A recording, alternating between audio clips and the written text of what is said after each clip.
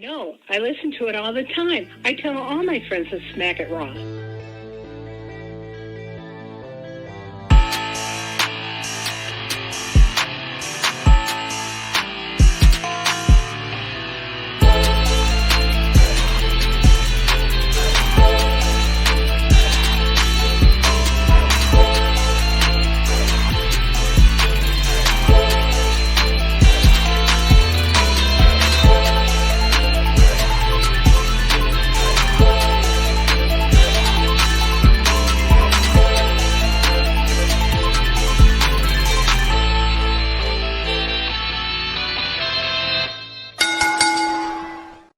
Following podcast contains mature content. The views and opinions expressed by the host are not necessarily those of the host. Listener discretion is advised. Ladies and gentlemen, welcome to the number one wrestling podcast on Pornhub, the Smackin It Raw Podcast. I am your host, the patron saint of podcasting, the Warden Matt Ritter, and I'm here with my co-host this evening, all the way from Pittsburgh. I'm sorry. She is host of the She Lead Showcase Inside the Mind of In the Crowd and Story Time with the goddess of the gangland, Miss Katie Kinzy, baby. Hi, Matt. Hey, at least I didn't mention dick pics and, phones and things. So. Please, I'm still traumatized. Listen, guys, don't send pictures of your dick unsolicited to any woman, whether it's in comments or DMs. Just don't. Like, you probably don't even want to look at your own dick, let alone somebody else. Let's be honest. I know. Also here, speaking of my dick pics, my favorite dick from Rivet City Radio. He is the purveyor of Rivet City Radio. He is a chef by trade, a mark by choice, host of Botch Spots and Chair Shots, the Will Gray. Matt, I love the way your dick looks.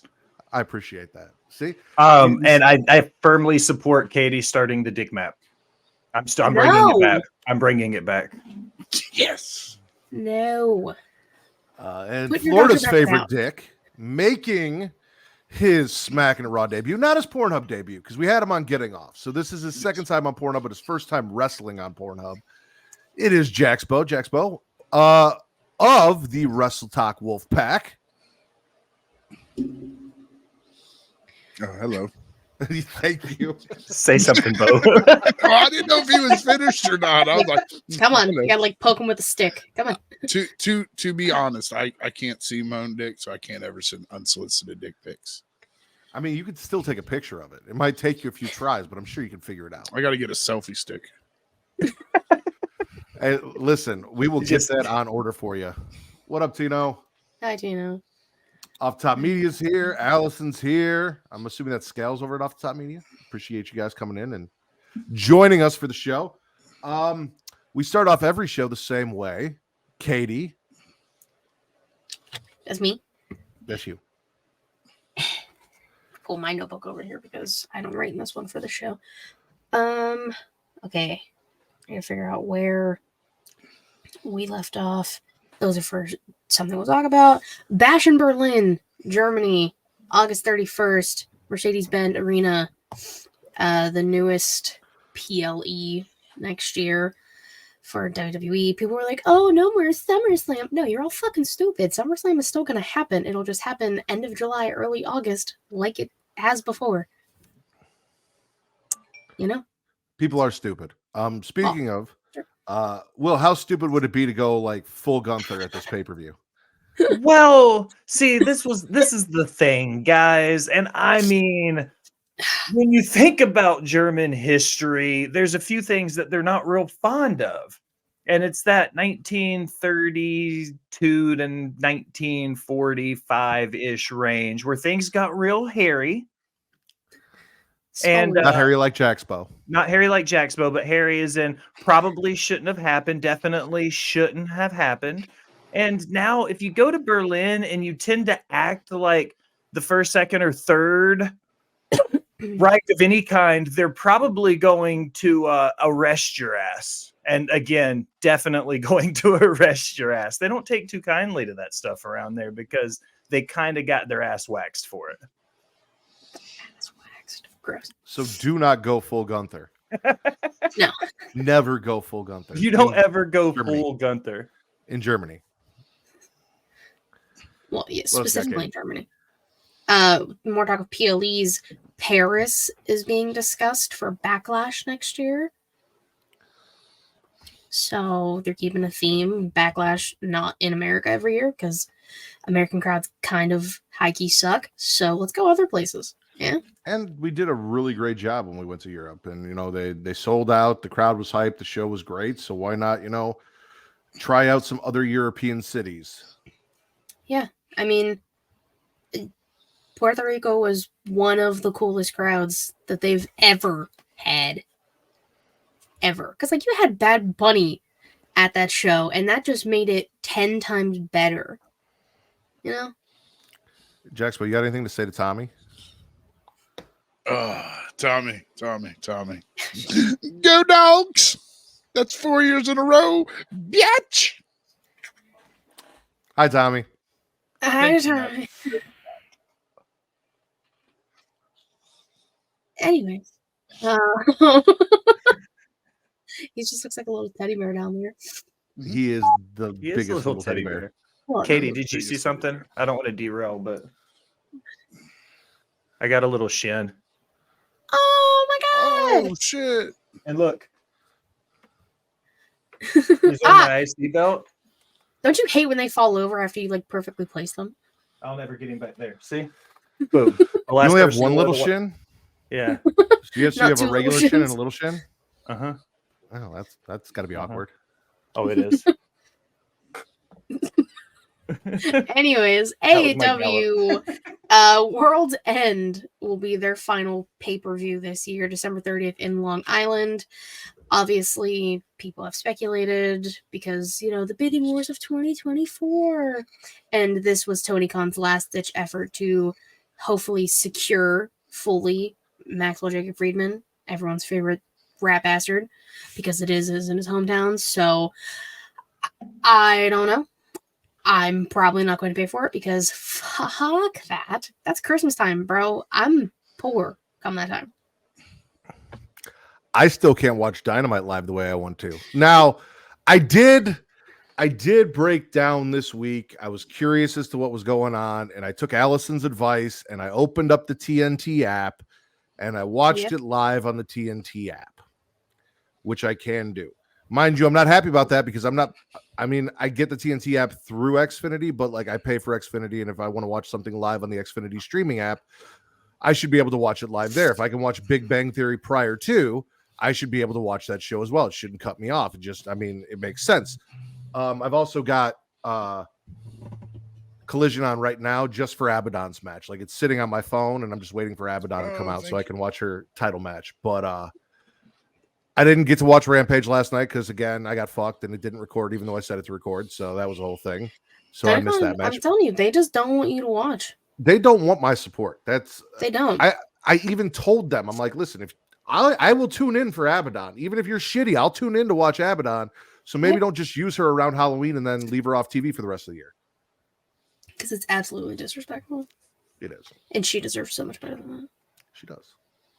Bitches. Just so you guys know, Will and Jaxbo are also watching and going to be live reacting to Sam Hain. Not the pagan holiday, but the pay-per-view from Billy Corgan's toy collection. It's just another billionaire with a bunch of money in a wrestling company at this point. But I do love Maxie and Paler, and they're in the ring right now, and I popped. And then two alumni from Botch Spots and Chair Shots are in the first match. I know one of them. I met him. Tax is like, I know that guy. I choose to watch FNR over Rampage. I don't know what FNR is. What's FNR? That's Scal's show after SmackDown. Fucking Reverse. Friday Night Review. But Fucking Reverse is also fun. I like that Matt and I were just like, what? If she had spelled it out, I would have known. But like I'm looking, I'm like, well, I know like Seth freaking Rollins, but that's not right. And then I was like, is it like something with the NWA that I don't know about? Nothing would surprise me anymore. Friday Night Revolution over Friday Night NWA. Revolution. How's it going, Shanna? Welcome to the chat. Katie, any more news and rumors? I have one that I'm not happy about. Ronda Rousey's making an indie run now. Sorry. And for what reason? None. whatsoever. Go home, stay on your farm. Nobody wants to see you. Okay, so I will say this. Here's the thing. If you're not watching the indies, it does no harm. Like, if she just wants to go wrestle with her friend Marina on the indies, off our TV, out of our hair, we should be happy that she's doing what she wants to do, but not in front of us. So that is the one plus. Like, she could have just stayed and you would have had to suffer through her wrestling Charlotte and whoever on pay-per-views. And she didn't. She left. She went and did her thing. And now she's out somewhere where you're just vaguely aware through Twitter that she exists, but you can ignore all of that. Thank you again, Shayna Baszler, for getting rid of that stupid bitch. You know what? I'll eat crow here, because my biggest critique of Ronda Rousey her entire WWE career was she never worked. She never got reps. Fuck it. If she goes out to the indies and actually learns to wrestle, I'll be a Ronda Rousey guy. Until then, no. But if she learns to wrestle, I'll support her. I love good wrestlers. I hate bad wrestlers. Never mind. I'm just going to. I was Also, shocked when I saw the tweet about her going to doing an indie run. I thought she'd just hang up the boots and call it a day. So she can botch it up on mud shows, raking in money. Wrestling Revolver has to have a fucking budget. That's all. That, or she just wanted to wrestle with Marina. Like, they had that whole thing where they were going to do like the 4 horsewomen versus the 4 horsewomen of MMA versus WWE, and it never happened because Marina and Jessamine weren't quite on the level of Shayna and Ronda's popularity. We're not going to say in-ring talent, popularity. So they were never really able to make that work, and then they released them. So now, Marina's still out there wrestling barefoot over in AEW and apparently on the indies. And fuck it. Fuck it, we ball. Let's get into what we're here for, though, if that was your last piece of news and rumors, because there was something that I heard on Young Kings Wrestling that you probably talked about last week, but I don't remember what it was now, and I wanted to talk about it, and now I can't remember what it was because I wasn't here for the news and rumors last week. So if I think about it as we go through shit, I'll bring that up. Was it the Undertaker thing? No. Okay. I don't think so. It was something I was going to bitch about. No one, you guys hear enough of me bitching. You don't need any more of that. Jaxpo, it is your first night on the Smackin It Raw podcast, so I'm going to let you start. Jaxpo, spit or swallow? What's the question? Okay.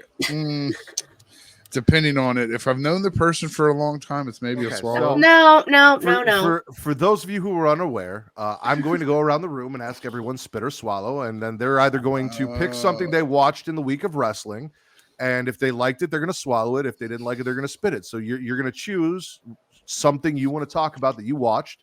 Could be right now. It could be something on the NWA. It could be anything from Raw, SmackDown, NXT, AEW, blah, blah, blah, blah. You're going to say swallow and then tell us why you liked it, or spit and tell us why you didn't. Okay, that makes better sense. I'm going to swallow the Dragon Lee debut on SmackDown against Cedric Alexander. I thought his entrance was cool with the whole dragon and the breath. And I thought them two put on a great match. And it brought me to the question of, now that Vince is gone, does WWE have enough for another cruiserweight division or light heavyweight title? And I thought, like, them two guys went out there and they go, okay, they know they're the smaller guys on the roster. They know their place, kind of. But they went out there and gave it everything they had. And that's my swallow for the week. All right. Hell of a swallow. I know that there's going to be the WWE has too many championships discussion. And I almost kind of like, even though when I booked Smackin It Raw Wrestling with all the porny pay-per-view names, I had Size Doesn't Matter, which was a cruiserweight showcase. I do kind of think we've kind of got past that point to where like we need a light heavyweight title, like, because a lot of these guys are wrestling for mid card and upper card championships. Like the heavyweight title isn't really for heavyweights anymore. Like we've kind of broken that barrier down, i.e. Seth Rollins, Rey Mysterio, pretty much all of the champions in NXT Black and Gold for the most part. Adam Cole, baby. Woohoo! It's my baby. No what? Oh, need the link. No. Yeah, there was a whole conversation happening without your knowledge. Cheers. I mean, I will say Cedric getting showcased again the way that he should have been, basically since Hurt Business departed from each other, I love it. Like, that match proved if 205 Live was still a thing, they would be like the top 2 stars of it right now. Because Dragon Lee is fantastic. Cedric is so good and so underutilized. This was perfect. They got to just go out there, have a hell of a match. Bada bing, bada boom. It's all settled. I agree with the comment. People will say it isn't believable for smaller guys to be world champions, but they have zero other options at this point because we've seen it so many times. We've seen it be believable. We've seen it happen. I mean, we've seen Rey Mysterio take on the biggest men in the business and make these wins and these stories and everything believable. And not just Rey, countless other people. You know, we've seen guys like Gargano versus guys like Dijakovic, like great matches that there's absolutely a way to do it, and there's no reason nothing's believable. I also have been an advocate for watching women like Rhea Ripley and Katie's not so favorite Charlotte Flair wrestle men and win championships, because I think that at least those 2 women, if not more, because there are definitely more women out there that I can absolutely see doing it, and Impact does it really well, could go out there and wrestle these guys and beat them in a match and make it believable. So Well, I've been advocating for that for a while. We've been wanting Rhea to fight men for fucking ever, and I'm never gonna fully get it. I got her and Tozawa, but like, it doesn't count. Her versus Solo Sikoa. That's what I want. That's what we want. That'd be a great match. That's what Also, I need.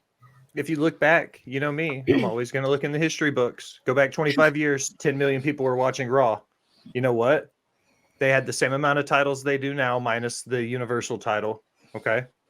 So if you take that away, so adding the US title would make it the same. They also had the hardcore title, the European title, and a junior heavyweight title. So that would be adding 3 more belts to what's already circulating. So I think adding the hardcore division and the junior heavyweight division would be great additions for WWE, because they have a roster large enough to facilitate those 2 divisions if Hunter were to book it right. I agree. I mean, we had the 24/7 title, which was basically the hardcore title, and I am still of the opinion. Listen, I am of the opinion that guys like Jeff Hardy and Matt Riddle would have been perfect for that division. It would have been a great way to showcase them for 2 minutes on TV. Gone. Now they're both gone, and I couldn't be happier. Will, spit or swallow?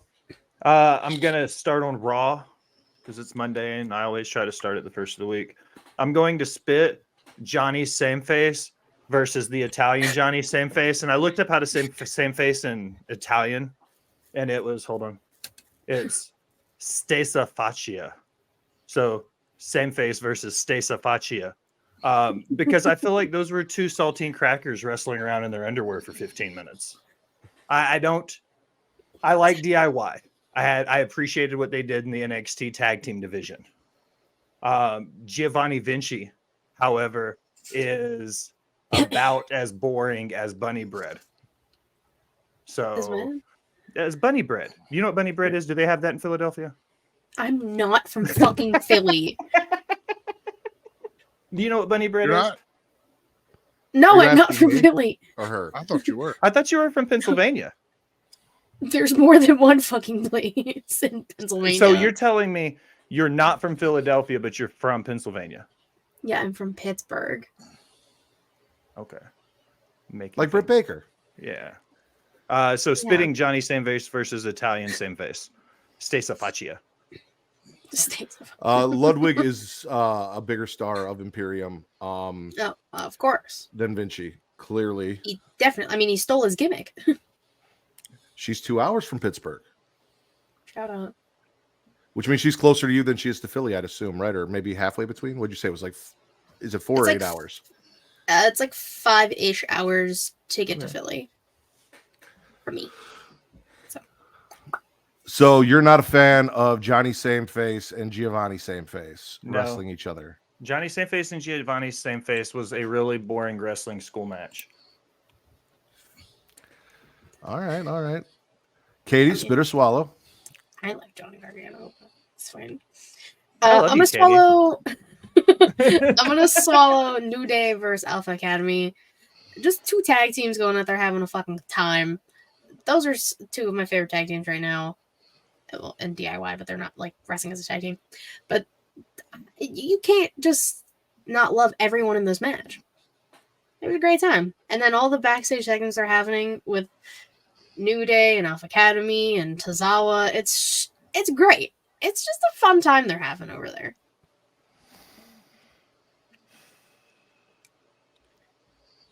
Okay, no one else talked. That's fucking fine. I mean, I like Alpha Academy. I love Alpha Academy. So here's my. I was prepping myself. I was taking a deep breath. I was thinking how I want to say this. I do love Alpha Academy. I really thought that it was Shorty G that should have taken that Intercontinental title off Giant G Gunther, and I'm a little disappointed that they did this whole thing and they set him back. Because Chad Gable's amazing. Like we've talked about how they picked the wrong member of that American tag Alpha. team, American Alpha. I wanted to say All American Alpha for some reason. I'm like, that's not right. They're adding another A that doesn't need to be there. Right? Like they're not AAA. This is in Mexico. So they picked the wrong person to be Kurt Angle's son because Chad Gable is believably Kurt Angle's child. Like I get the whole like, oh well, comedy. I guess they tried to do with that because size and look and whatever. But Chad was definitely more believable in the sense of who he is in the ring and all of that to be Kurt Angle's son. I think that would have played off better. And I wish better for him than losing to Gunther and then kind of just shifting back into odd backstage comedy segments. I mean, it's because there's so many people going after the IC title right now. I think they're like, we'll pull Chad back, let these other people get up there, and then maybe just like I don't know, just figure out how to get everyone up there at one point in time. So who takes the Elimination Chamber? That's what I want. I think Chad Gable. Yeah, you think Chad Gable is the one to do it? I literally was about to say what Katie was saying. I think Chad does it at Elimination Chamber. I think they'll put the IC title in there. There's a lot of people talking about it. There's a lot of rumors saying that would be the case because Roman isn't going to be defending the Universal title there, and they're not going to put Roman or they're not going to put Seth in a match like that with his back. So, as they definitely shouldn't. I mean, they put him in so many matches that they shouldn't with his back. So, like, but there's 5 other people who will just target his back. In an Elimination Chamber, even Shawn Michaels, Triple H, Booker T, everybody that was in them have all said like this, like not kayfabe. Like you don't walk out of that match the same. Like you end up hurt if you're in an Elimination Chamber match. So it would be, in my opinion, it would be a stretch to see them putting Seth in an Elimination Chamber at this point in his career. Fair enough. I'm going to swallow Cody on Raw, interrupting a happy Judgment Day to point out that Rhea basically runs the Judgment Day, which we all know is true. He's like, I came out here to talk to the leader, but clearly she's not here. And then Finn and Damien are like, I don't know what the fuck you're talking. You do know. We all know. You know. And we all Cody pointed out she's out here making the deals. She's out here giving the orders. She's out here handing out punishment should her wishes not be met. She told Dom, you don't come back with that belt, you might as well not fucking come back. She told Damien and Finn, y'all don't get those tag belts, there's going to be fucking issues. She's the one that even got them their fucking tag team title rematch. She runs Judgment Day. He also had an issue with Damien from last week for non-consensual penis touching. Damien says that Cody forgot to mention he got Wood ringside too, and Cody's story is that he failed. Cody wants to fight, but Priest has a match with Jay tonight, so he says he'll take a match at Crown Jewel instead. Cody is ready for a threesome, but when Rhea and Dom try to make it a gangbang, Jay joins the swingers party. JD McDun gets involved, and Damien and Judgment Day try to make sure Cody can't walk tomorrow. Cody hobbles out to save Jay after Priest has defeated Jay and is ready to take him out, but Balor saves Priest.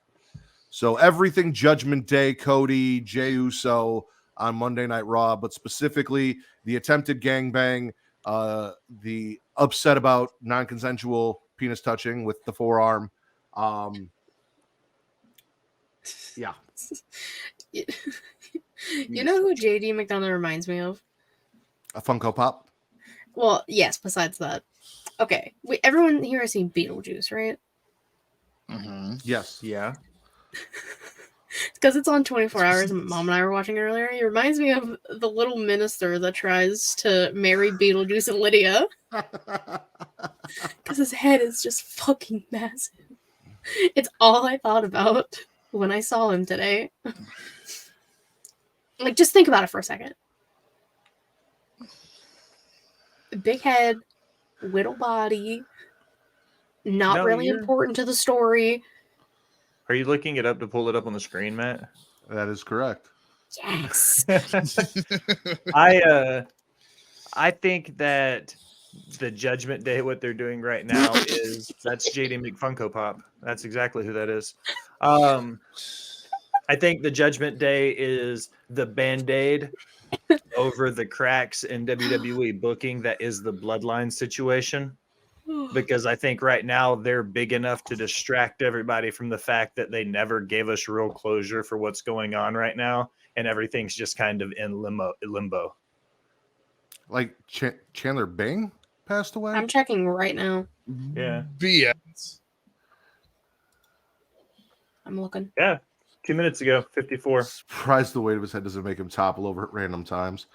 Well, that's shitty. Drowning. Chandler? Yeah, an apparent drowning. Wow. Wow, That what wasn't the even in my Deadpool. fuck? No That was not foul on my play bingo card. involved and no drugs found on the scene. Oh, that just made me depressed. Thanks. He was in a hot tub, so he Maybe he got lightheaded, was in there too long. That happens. yeah. Wait, did you already put up Justin's comment? I did. Surprised the weight of his head doesn't just make him topple over at random times. Yes. See, that makes me laugh. Well, I was Googling other things, so I didn't get to see that and enjoy it in its entirety. I don't know who is that dog? Is that Baby Ziggler? I don't know who the fuck that guy is. Jaxbo, spit or swallow. Ryan Nemeth? Another spitter swallow? Well, see, we're gonna go in a circle, so every time it comes back to you, you're gonna have. Oh, okay. Okay, I'm just making sure it's my first time. This on is this a show, big probably. circle jerk here, bro. Jax, I can don't confirm. I know you've seen this show. You've been in the chat as we do this. He has. It's different when you're on screen. Yeah, it is. All of Halloween Havoc. Every bit of it I will. Let's every go. fucking bit of it I will swallow pleasurably. It had Okay. shocks. It had good matches. And it's got me hyped for next week. We will let's get into specifics. So I have Zoom on my list Swallow Halloween Havoc aesthetics first and foremost. We had Pinhead Shotzi and Scarlett as Marie Antoinette. Mhm. Then we had Shotzi Scissorhands and Scarlett just looking hot, but also still with a slit throat. Vampire. Roxanne Kruger getting the win in a Devil's Playground match. Mhm. We had Kalani as Ghost Spider or Spider Gwen, depending on how you want to refer to her. Defeating Ariana Grace, who should have won that match because Ariana Grace. Brutus just like casually hanging out in the background as Pennywise the Clown Love it. for shits and giggles, which I loved. Lash Legend as Catwoman. Yep. Gigi Dolan as Beetlejuice and Blair Davenport as Georgie from It. So, you Yep. put Brutus and Blair together and you got a nice little It cosplay going on. Of course. Fallon did a little Tiffany Stratton costume that was fucking on point. A Tiffy tussle. Tiffy tussle, if you will. Then we had Shotzi and Scarlett as the twins from The Shining, which I know Yep. Will appreciated. Yeah. I Electra appreciate Lopez. Shotzi. I do too. I didn't appreciate when you said, when did Shotzi learn how to wrestle, fuckface? But other than that, Hey, like I said, woo, she got good real fast. I'm impressed now. we had Electra Lopez as a devil while we watched Lola defeat Petrovich in the final. So it'll be Lola Vice versus Kalani Jordan in the women's breakout finals. And then to top it all off, the women's tag team champion showed up. And while Chelsea Green looked absolutely fantastic in the slutty Red Riding Hood costume, Piper Niven as the big bad wolf with all the makeup and cosmetics and prosthetics, like Everything. fucking on point, fucking fantastic. It everything, and like even when they showed people watching the breakout tournament, like so many costumes in there. Somebody was dressed up as Oogie Boogie from The Nightmare Before Christmas, and Brooks and Jensen were dressed up as lumberjacks, and just like little things in the background. Petrovich's outfit was like inspired by Cruella de Vil because she had all of the what's it called? Abaddon is Beetlejuice right now, and as Justin said, Sheeta is Ada from Resident Evil. I think Huge swallow. Abaddon spawned. Look at her face paint. I think that's more of a spawn than a Beetlejuice. It's very tiny, but I assume Beetlejuice with the green hair and the white face and black and white gear. Well, she did have green hair and a white face yesterday. You might be right, because now that I'm looking at the outfit, that is definitely like the spawn markings on the. Also, Sheeta coming out as Ada from Resident Evil is fucking incredible. I can't wait to see pictures of that later. Because I'm not watching. Oh yeah, definitely Spawn. Back here. Definitely Spawn. Yeah, that's my next swallow, by the way. Piper is amazing. Only other notes I have from NXT. We'll just cover all of NXT. We're gonna swallow and I have one spit. Everything Halloween Havoc or Swalloween Havoc, as we're calling this episode. Just because as an Italian from Chicago, I cannot sit and abide by a loss for the family. I'm spitting the fact that Chase U defeated the family to become your new NXT Tag Team Champions. Not that I have an issue with Chase U. They have really, really grown on me, but I cannot sit here and just graciously take that loss. They forever tag team champions, the family, the Don Stacks. I mean, that was just my jaw like genuinely like dropped. I was like, no fucking way they just took the titles off our boys. No, not our boys. To be clear, I'm just spitting the fact that they lost. Not the match. The match was great. All of it. The match was fantastic. As a biased ass motherfucking Italian from Chicago, I'm not going to swallow anything where I see an Italian from Chicago lose, let alone two of them. So I swallowed that because I want Chase U to have that full blown Sandy from Grease like turn where they like lose the Letterman sweaters and come in like leather jackets and like torn up jeans. Like I want them to be like Danny Zuko as fuck. So I swallowed the shit out of that because I almost guarantee that's the direction they're taking it. I mean, probably because JC Jane is JC Jane. So, I mean, the one thing we didn't talk about, Swallowing Havoc, Lyra's the new NXT Women's Champion. Yeah, no, that was on my notes. Yeah, I hadn't got there because we'll do his thing. That was next. Okay. I'm with you though. Never mind. Swallowing, huge swallow. Hey, the match between Lyra and Becky was fucking fantastic. We have been putting Lyra over huge here on the Smackin It Raw podcast. Well, I mean, yeah, we love Lyra Valkyria. Jade also showed up, sat on a throne, and watched the match ringside, and maybe teased a little something with Becky or Lyra for the NXT Women's title. I'm not. I mean, well, Becky like kind of glanced at Jade before giving the title off, so I don't know. No, the match was fucking fantastic, though. Oh yeah, so happy. I love Lyra, and whenever Ash finds the Spirit Stone and he evolves her and she becomes Deonna Purrazzo, it'll be amazing. Like, so like, there is no Spirit Stone. That's what you're going to critique there's a dusk stone. There's like a shiny stone. There's a fire stone. There's a thunderstone, leaf stone. He said that's what you're critiquing from what I said.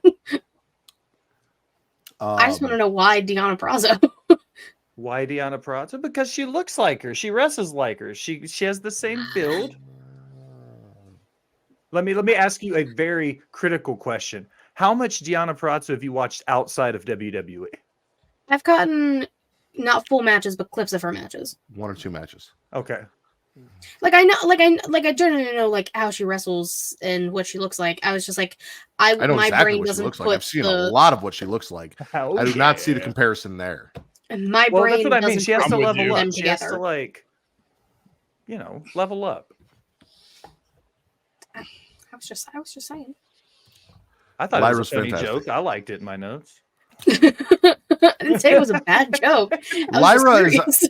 Lyra's honestly, I think, probably our favorite female wrestler in NXT. Like, it's her and Roxanne, and obviously we love Gigi. Well, we love Gigi for a multitude I of just reasons. saw Gigi's Gypsy episode. That was fucking wild, Joe. Oh yeah, Mhm. we did that. We talked about that. My big fat Gypsy wedding. We could also throw Tiffy up there. And So Tiffy's great too. Oh yeah, Moonsault. Tiffy girl. tussles. Yeah. The PME. You know, when Charlotte Moonsault levels her level. moonsault up, she'll be at Tiffy's level. True. Anything else from NXT? Halloween Havoc we want to swallow.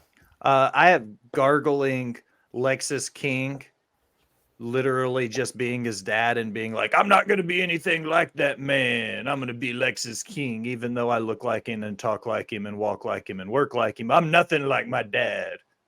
So I'm gargling it. I want to see what he does with the character. But like that throne slide though. That throne slide was on point. That I was like, He's like, okay. It made me Like, I'm feel some here. type of way. I'm not saying I wasn't happy with it. He looked great, but in the exact same vein, I'm like, I get it, but I don't get it. I'm gonna let it play out. So I'm I gargling. love that Matt knew exactly what I was gonna fucking say. I just let you do it. That's what I'm here It for. was fucking cool. To me, in my eyes, my 4 eyes. Will Spitter Swallow. Going back to Raw, I'm gonna swallow Akira Tozawa holding the mid card down like a fucking champ. The way Hunter books his shows and the way he's been doing it, and with Vince being out of the picture completely, I'm really excited to see a little bit more traditional booking with the way he's been booking these shows by including just good worked mid card matches. And I think Tozawa, as much as he gets shit on for being a jobber, like he gets paid like $750K a year to be a jobber. So, I mean, he's obviously doing something right. So I think I'm here for the mid-card guys, like the underdogs. So fuck yeah, I'm swallowing Akira Tozawa this week. Because he's hysterical. Yeah. Told you his little dance. It's so funny. Does- Because then everyone memed the shit out of it. They made I that never poor man thought do that the they would- dance all fucked up. Like, he got crushed, and they handed him a belt and made him do the dance. No, he did That the was dance funny though. on his own. They gave him the belt to make him do the dance, Katie. That was the whole point of them giving him the belt. They're like, come on, do the thing. They're Do like, the thing. I think Poor- it's fucking hysterical. Poor Tozawa. He's fine. Katie Spitter Swallow. Why did he leave? I'm gonna swallow the contract signing and brawl on Monday Night Raw for the women's, because Rhea Ripley really is just like a fucking puppeteer. Like Dance Monkeys Dance. She really just like let everyone else come out. Adam Pearce is like, no. She's gonna stay in the back. She's gonna sign the contract later because she's the problem here. You fucking liar. She's not the problem. Everyone else is. So they all come out, sign it, which quickest contract signing ever, by the way. All of them, the 4 of them signed so fast. And then, I mean, she signed a little later, but that's fine. And then they all brawl, and she's just out there instigating like the little demon that she is. So I will never turn that down. And I fucking love Rhea Ripley. So Sorry. Devil's Thickest Demon, speaking of demons, is doing her thing. I'm with you, Katie. Shayna, Raquel, Zoe, and Naya come down to sign the contract for the Fatal 5-Way. Rhea we were told she wasn't coming out. She says she comes out anyway, starts shit. There's a brawl. Also backstage, she tells Adam that he's trying to set her up. And the more that he tries to control her, the more she will make his life a living hell. And then she tells us mommy's always on top. And all Adam's going to be is short 4 women on the roster when she's done with them. So, like, good luck, bitch. if she loses, somebody will catch hands. I don't know who, but somebody will. I'm just saying. Whose hands? My hands. You don't Somebody's want to catch catching- Katie's hands. They don't. They don't. I'm swallowing Abaddon versus Sheeta right now. They gave the women some time. Don't get me wrong. Like, they have a very WWE-esque gimmick match with pumpkins and Halloween candy and shit going on. All the stuff that, you know, people shit on WWE for doing that. They're probably going to love this. I don't mind this shit. However, they're giving the women time. Sheeta just won, which is a fucking travesty, but they looked great. The Devil's Thickest Demon is out there doing her thing. They beat the shit out of each other. They had a 2-segment match. There was a commercial break during the match. And damn good match. And they look fucking fantastic. So Abaddon versus Sheeta, big swallow. The two of them have good chemistry together because this isn't the first time they've faced each other in AEW. Scales knows. Well, I'm not getting into all this So because true. nobody cares about Uncle Dave in his ratings. And if you do, you Right. got issues. Oh, look, Travis stopped by. Hi, Travis. Is this the part where we take our shirts off? So, Will, you muted yourself. Is this the part where we take our shirts off so Travis can see what we're doing on his stream? Because, I will not be taking my shirt off. well, you I'll can't. take my shirt off.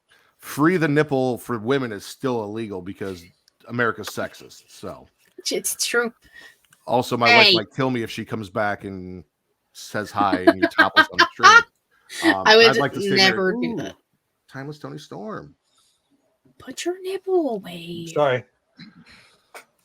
I Billy love how now Corgan's- they're cutting to black and white for Tony Oh, it's the best thing they've ever done. when she's live on TV. Like the cameras go to black and white. Yeah, it's They fantastic. I'll talk about it, but they did it on Rampage too. What were you gonna say about NWA? He's in the ring cutting a promo right now on Matt Cardona. Billy Corgan. Abaddon is the devil's thickest demon, Travis.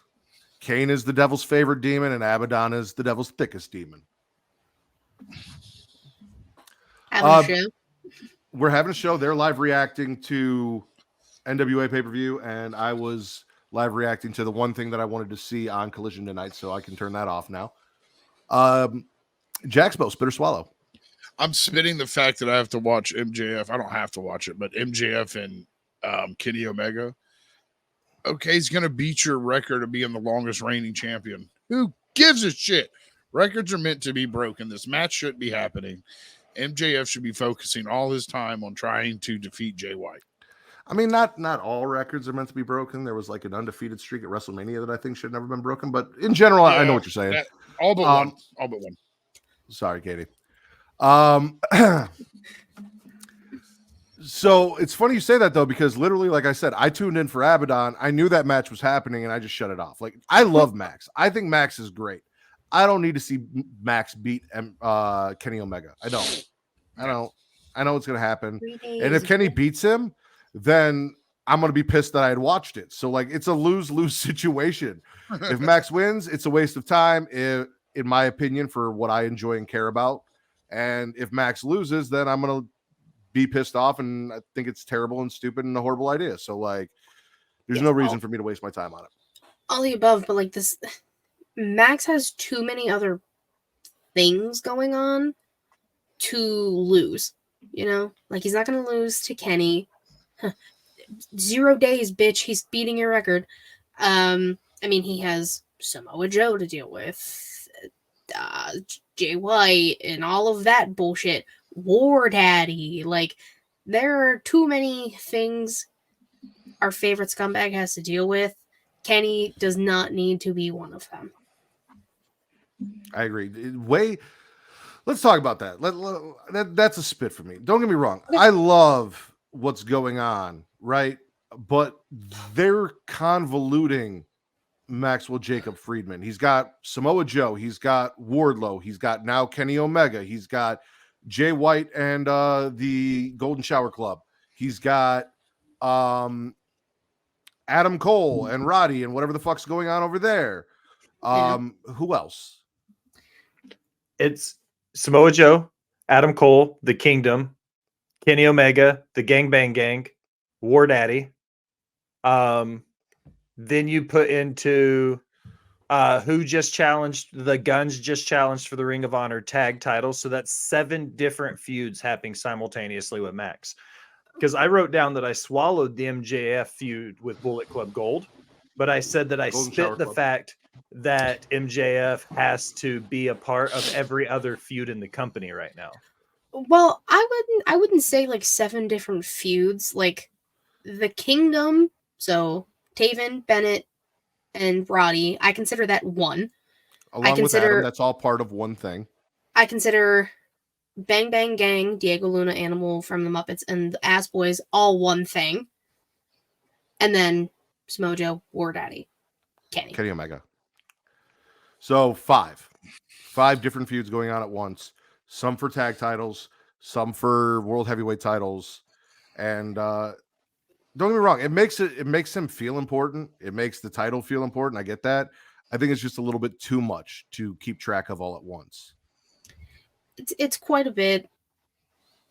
I mean, I don't know if I necessarily like it more than when they're just like, hey, here's one single challenger. Well, that too. One single challenger for your world title. Because then we're like, okay, well, this person's probably not going to win. And this is just a blow off or whatever. Having like a few, like 2, that's fine. This is kind of just like pushed it a little too far. He's overbooking it. It's Tony fucking Khan. Who's surprised? I agree. Get ROH off of AEW. That's funny. That's should never be a gonna hard happen. brand split there. I kind of get it. You know, you want to get exposure for ROH on TV because they don't have a TV deal. But I mean, Athena's still holding it down in ROH. She hasn't been on AEW TV in quite a while. that's because Tony Khan doesn't have enough time to book more than one women's match. Well, true. That's because Tony Khan doesn't have enough time to book more than one women's match a night. So he can't be putting ROH women on there when he's got, you know. I know. Silly me. How foolish. William, you got all excited. Spit or swallow? I am swallowing Camille Brickhouse, shutting Matt Cardona the fuck up, spearing him into the middle of the ring, and beating his ass with a chair. Pop off. Yeah, like Camille just we came wanted out and women versus men, and Camille is another one of those women that physically you could see beating down a man. she came out in a whole ass like trench coat style thing, speared him, dropped the coat. She had a little like blue jean skirt on and a halter top, and she's talking shit and beat the absolute fuck out of Matt Cardona with a chair.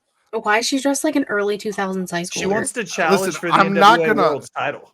I'm not gonna yuckity yums here. I just personally feel like a short jean skirt and halter top are not spearing attire. I don't care. Everything that I saw makes me a Camille Brickhouse I also fan. really want to see how that ended for her. No, it was nice. Early 2000s, yeah. It literally early 2000s. That was the first thought I had, was immediately what I thought of. like velvet sky hair and Yeah. Yep. Was that chunky highlights? Those are 100% chunky highlights. Yes. Speaking of velvet sky, her fansly is I wouldn't know.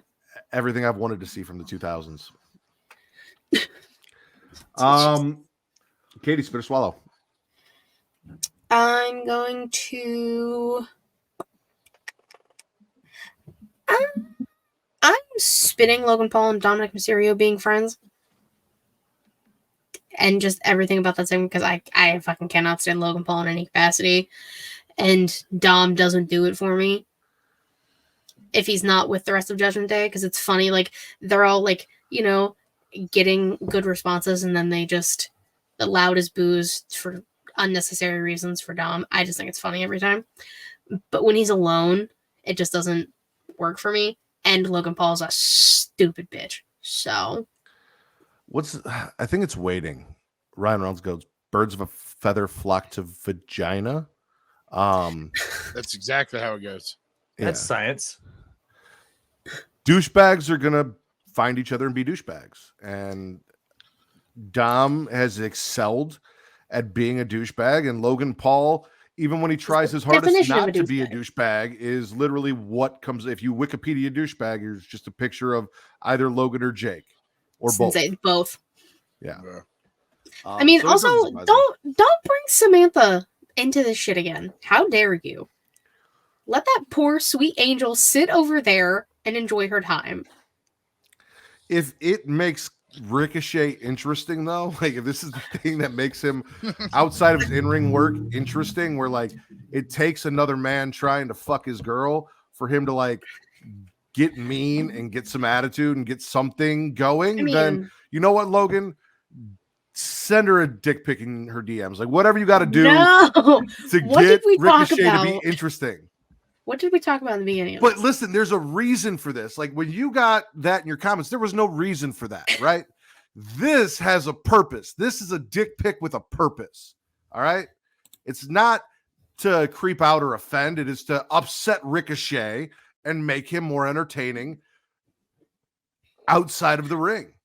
I mean, completely understandable. You got to defend your woman when you need to, rightfully so. But just anyone below Paul. Or, you know, go the PG route and do like Travis used to do and send her a panda gif. See if she gets the hint. I wonder if Mercedes ever saw those. It did not work. We went like 2 years of sending Mercedes panda gifs in DMs and never happened. Hashtag dick pic with a purpose. There we go. I'm going to swallow. We talked about Rhea being the head of the Judgment Day, but I'm specifically swallowing the deals she tried to make backstage and like the backhanded bullshit that she's pulling. Like she's been playing both sides of the field. She's had Judgment Day trying to recruit both Usos, even though the Usos are not on terms, to see like if they can get one. She's also been trying to recruit on both sides of the world heavyweight title scene, Drew McIntyre and Seth Rollins.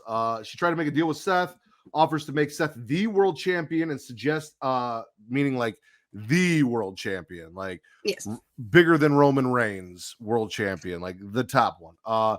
Suggests if he joins them, Damian could maybe cash in on Roman and not cash in on Seth. And then they could help him and his fragile back make 1,000 days as champion. And Seth is like, the reason I do this is to be nothing like Roman Reigns. That's why I'm here every week showing up. I love how everyone's taking shot. Like Becky, they said who did it better, hold the two belts. And Becky's like, well, I showed up to work, so me. Like everyone's just taking shots at Roman not being there. I think it's hysterical, as it should be. Make him show up. Seth wants nothing to do with Rhea and one doesn't want to be like Roman. Rhea's like, okay, but that's not a no. Like saying, so you're saying there's a chance. Pretty much. But then Rhea comes out and helps Drew defeat Sammy because, again, like Katie, Rhea's playing both sides of that fence. That's my girl. There she is. There. Big swallow for Rhea Ripley. Big swallow for Rhea Ripley. Always and forever. Jax Bo. Spit a swallow. Listen, this is kind of a... I guess I'm going to steal this from Will. I'm going to gargle this one. Oh, I didn't do that. That's a Matt. It's a thing. Yeah, it's a thing. Yeah. That's a thing? Okay. Yeah, gargle undecidedly. I'm so happy that Mark Briscoe's healthy and back on my TV. I'm so pissed they wasted it on a taped episode of Rampage when it should have been live on Collision or live on That man deserves a spotlight, not on a third string show that's taped every week. He deserves either first string being on Collision or second string being on Dynamite. All right. I completely fucked up and didn't even, I read it and I didn't answer Allison's question. I would love for that to be the title of this episode, Dick Pic with a Purpose. However, we did a poll and we committed to Swalloween Havoc, and I've already made the thumbnail and everything. And I think we've kind of committed to next week being Swalloween Havoc 2. And I'm going to try and either mimic the Halloween 2 poster in some way or come up with a part 2 from a movie that's not Electric Boogaloo, because that's Katie's thing and other people. And we're not doing that here. So this week and next week are Swalloween Havoc and Swalloween Havoc 2. I'll look up like horror movie sequel names. I'm going to too. I do think like every year when we get Halloween Havoc, of making it like Swallowing Havoc, and then like next year will be like Swallowing Havoc Season of the Witch, Swallowing Havoc 3 Season of the Witch, Oh my god, or yes. something like that, and then like working our way up, the revenge of whoever's champion. Like I'll figure it out, but I think we're gonna just mimic the Halloween episode titles as we go through Halloween Havoc every year. And if I'm still doing this by the time we get to Swallowing Havoc ends, I'll figure something else out in fucking 7 years. That's all right. Well, there's so many other franchises that Nightmare on Elm Street with the next one. Something like that. She said lame. I'm sorry. Said who Not cut lame, his it's beard? genius. I'm assuming Mark Briscoe. Oh. So Jack's both said about Mark Briscoe. The episode title is Swallowing Havoc. Will spit or swallow? I'm going to swallow Hikaru Shida and her transitional champion greatness with her win over Ruby Soho. Again, I applaud Tony Khan for giving women good time to run a good match. Hikaru Shida has proven in the 3 times she's had the title that she can work and defend it and put eyes on the product and do well. I don't think she'll ever be a viable long-term champion, so she'll forever be TK's transitional champ. But I kind of like Akira Tozawa. Like, she owns it. She does really well. She goes out there and she kills it. Y'all said she had a good match tonight with Abaddon. So, I mean, that's 2 in 1 week where she just went out there and slayed. So I'm swallowing everything Hikaru Shida's doing right now. Now, mind you, it's a good match from a mat perspective. If you're not into like super cheesy gimmick matches, because they dumped out a bucket of candy and they were like gummy worms and shit, and she was going to slam them on the candy. And obviously, gummy worms aren't going to hurt. There was other candies in there that probably would hurt, but like there were pumpkins and Halloween themed things. So if that's not your deal and you're not just a AEW super fan, okay. Travis is getting an error on something. If you're not an AEW stan who's going to love everything AEW does and shit on it when WWE does, and you just appreciate a good fucking gimmick match with 2 really entertaining people beating the shit out of each other, then yeah, it was a good match. Was it a solid wrestling match? No, absolutely not. That's okay. Entertainment. That's why I'm here. I'm here to be entertained. Are you not entertained? I try to be. Katie, spit or swallow? Okay, well, now that NXT's all taken care of, that doesn't leave me with a whole lot. I'm spitting Ric Flair showing up on my television screen and saying he will be there until Revolution next year with Sting. So when this old decrepit ass man's music hit and he walked out, I immediately put Chucky on. Because respect to Chucky in the mid-season finale. So here's what happened to me, right? I kind of had them both. I kind of had them both on for a little bit, and I was trying to do that, but I was getting distracted, and I didn't want to miss Chucky, so I turned it off, like you did, right? So I saw the majority of what happened. I saw Christian come out and do his thing, blah blah blah, and then I kept getting messages saying Abaddon's back in AEW. So then I was trying to like, I had switched devices that I was watching it on, and I had put Chucky up on the tablet, and then I didn't have the TBS app on my phone, so then I had to like shut Chucky off like right at the end of Chucky, and I like missed the end of Chucky, trying to get that back up to see what the fuck was going on with Abaddon, to find out that she wasn't even on fucking Dynamite. Tim, I don't know why you're telling me Abaddon's back. Why you just say Abaddon will be back? Fucker. I tried to respond as fast as I could. I was like, no, she's not there. If Flair is wrestling Sting, I'll be so pissed. I may be the only person in the world besides Dad Hat who wants this, because he's the only one that really liked my comment and rode with me on this. I like seeing things where you see these wrestlers who have had such a big storied history career, who have won titles pretty much everywhere they go, win these championships. I wanted to see Sting win the WWE championship in WWE. I thought he should have, and they dropped the ball, and then he got hurt. We never got Sting versus Taker. We never really got anything significant out of Sting in WWE, to be honest. I know he's been WCW champion. I know he's been TNA champion. I'd love to see him be AEW champion. And and he could go out as AEW champion and retire that title. That would be his big send-off, blah, blah, blah. Get a new belt, start a tournament, do whatever, make it interesting. I think it would be cool. So that's kind of what I want.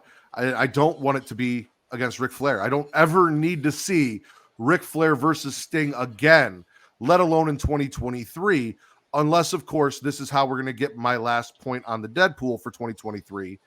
But that match isn't supposed to happen until 2024, so that's maybe it'll give me a point next year. Listen, the gift to Sting should have been like a custom belt and like a tournament named after him. That's what it could have been.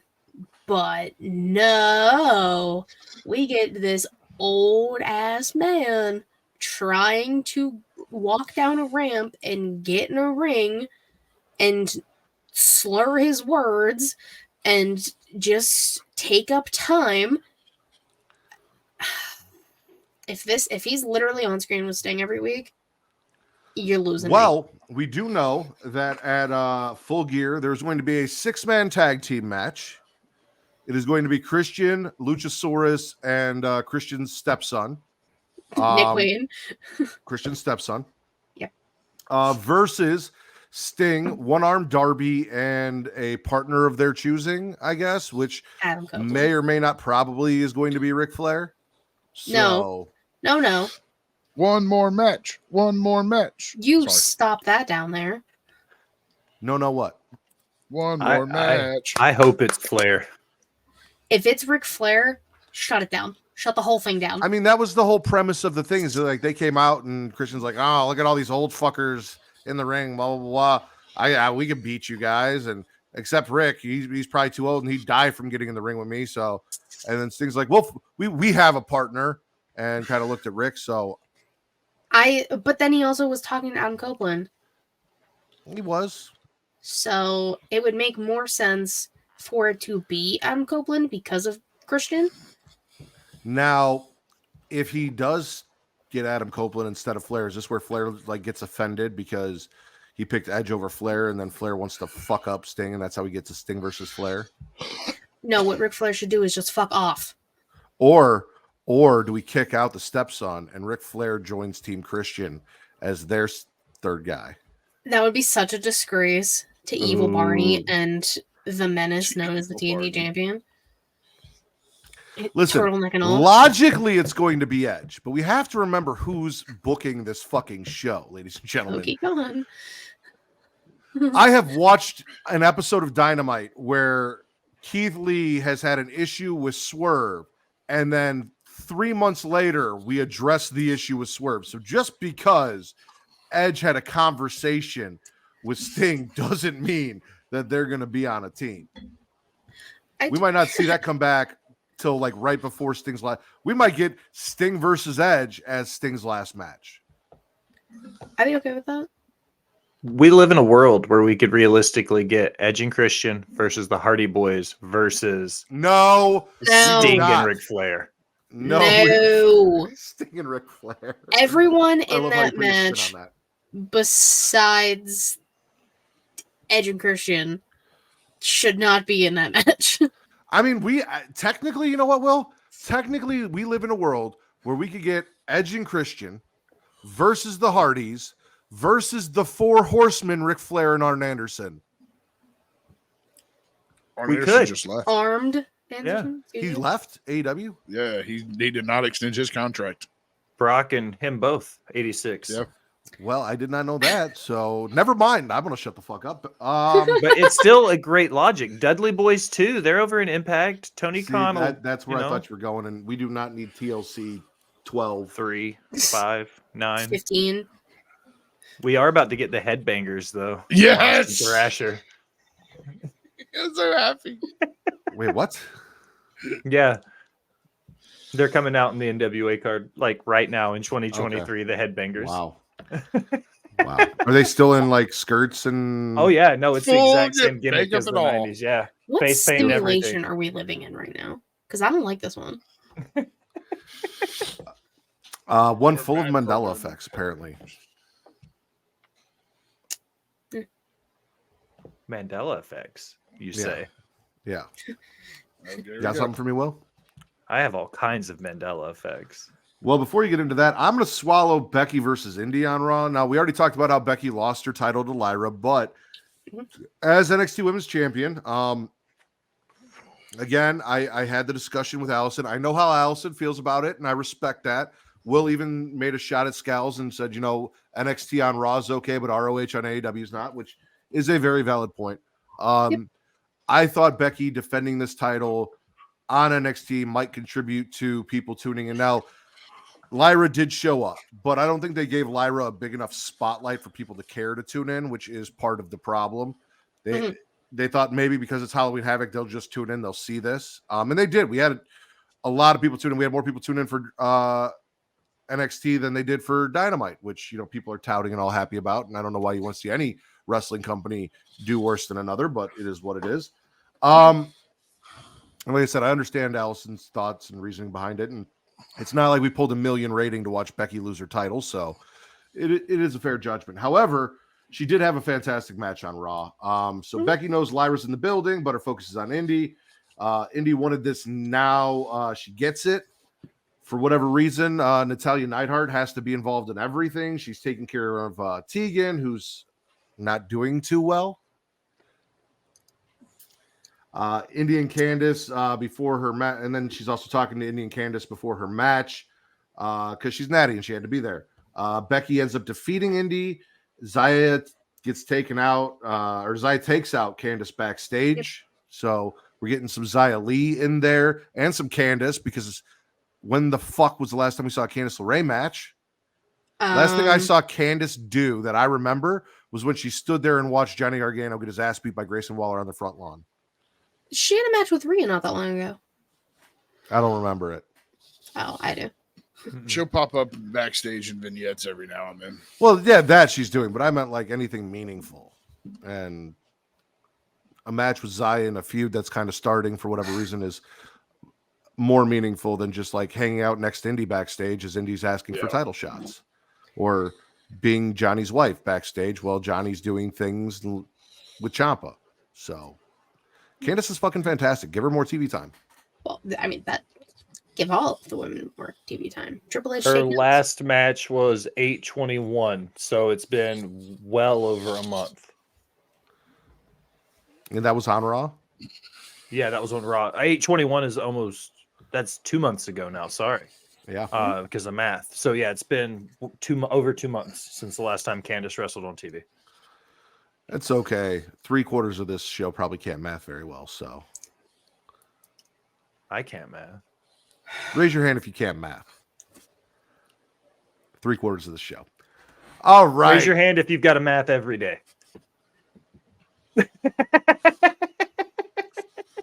I have to math every day and I suck at it, so it's really fun.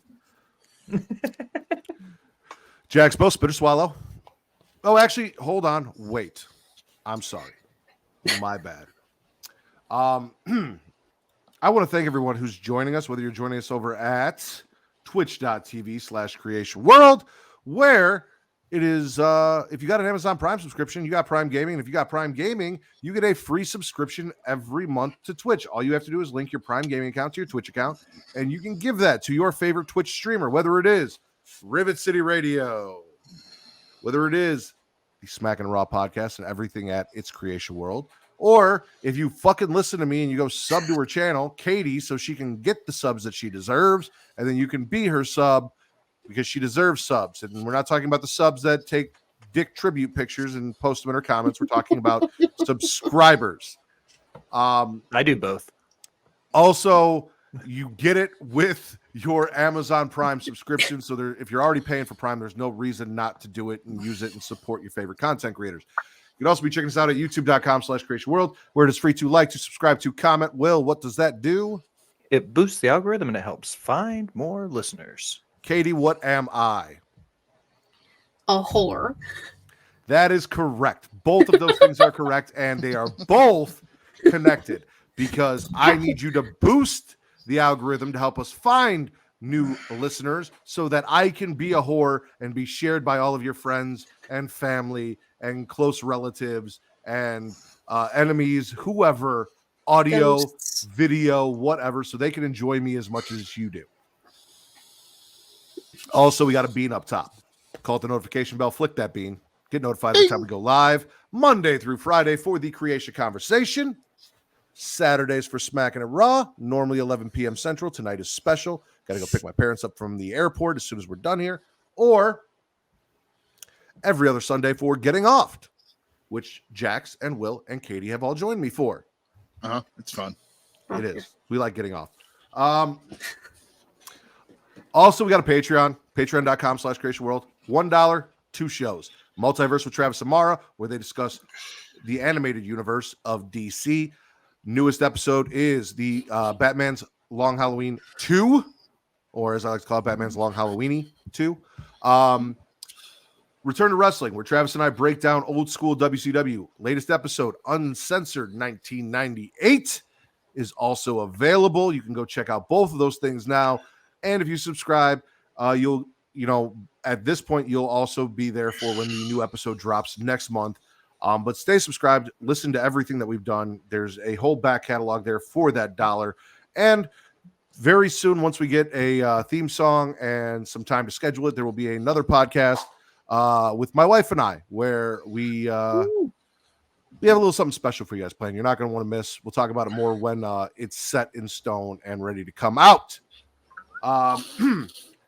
There's also other tiers. If you click patreon.com/creationworld, you can check out everything that we offer. And that first tier, the one for the $1, is available at every other tier. So no matter how much you give us, you will always get those shows.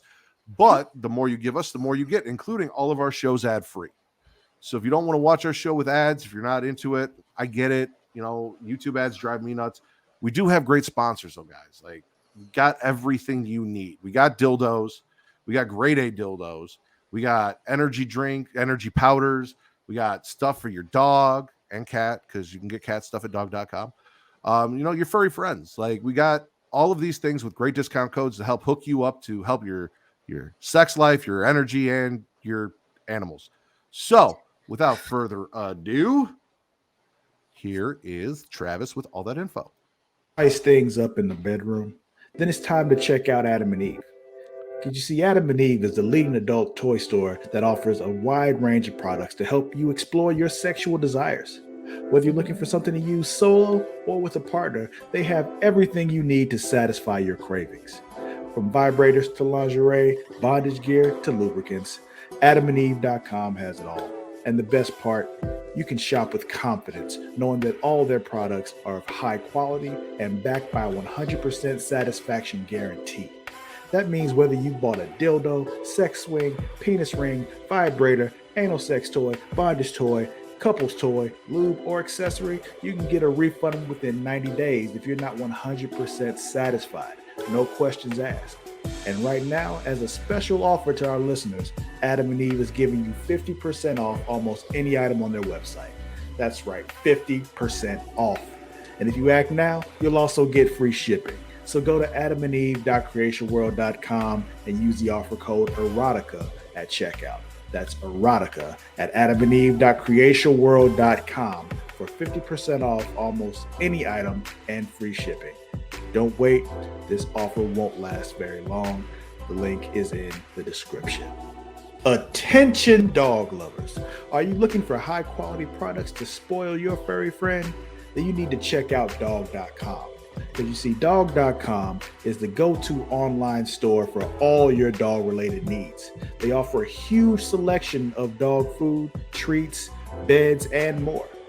Plus, they have products for all types of dogs, from puppies to seniors and everything in between. And the best part, you can shop with confidence knowing that all their products are made with your dog's health and happiness in mind. Dog.com only stocks top-rated brands that you can trust, so you can rest easy knowing your dog is getting the best. And right now, as a special offer to our listeners, Dog.com is doing a big warehouse clearance sale. And all you have to do is go to dog.creationworld.com and you can get up to 80% off on all sorts of items like toys, treats, bones, harnesses, bowls, leashes, and anything else you can think of. So go to dog.creationworld.com and take advantage of this sale right now. Spoil your furry friend with the best products from dog.creationworld.com today. Link is in the description. Are you tired of feeling sluggish and unfocused throughout the day? Then it's time to try DUBBY, the ultimate energy source. DUBBY is a powerful clean energy drink that is designed to help you stay alert and focused no matter what life throws your way. Whether you're a student, a busy professional, an athlete, or especially a gamer, DUBBY can give you the boost you need to take on the day or the night. It also contains important aminos and vitamins that canned energy drinks simply don't have. And the best part, DUBBY is made with high quality ingredients and is completely sugar-free, maltodextrin-free, and is keto-friendly. So you can enjoy the energy boost without any of the crash, jitters, or angst that comes with traditional energy drinks. Simply mix DUBBY with water and you'll have a delicious, refreshing energy drink that can help you power through your entire day. And with a variety of flavors to choose from, including Galaxy Grenade, Beach and Peach, and Dragonade, you're sure to find one that you love. So go to dubby.creationworld.com and order your DUBBY today. And for a limited time, use code Creatia at checkout to get 10% off your order. That's Creatia at dubby.creationworld.com for 10% off. Try DUBBY today and feel the difference. The link is in the description. Jaxpo, spit or swallow?